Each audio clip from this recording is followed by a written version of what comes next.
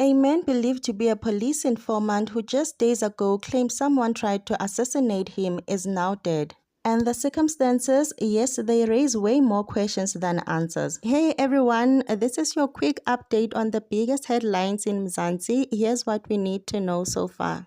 Police are investigating the death of a 41-year-old man believed to be Viandra Pretorius, who died after apparently taking his own life at a petrol station in Brakpan on Saturday the 7th of February.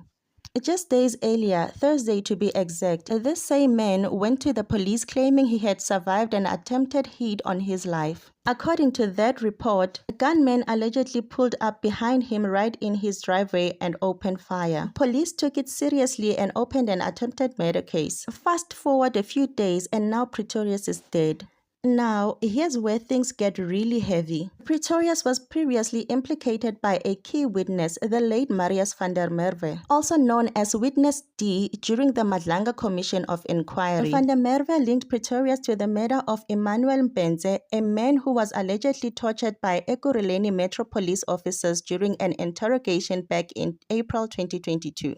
And this part is hard to ignore. Marius van der Merwe himself was murdered in December, also in Brakpan. So guys, when you line it all up, attempted hit, key witnesses dead, allegations involving police torture, and now an alleged informant gone.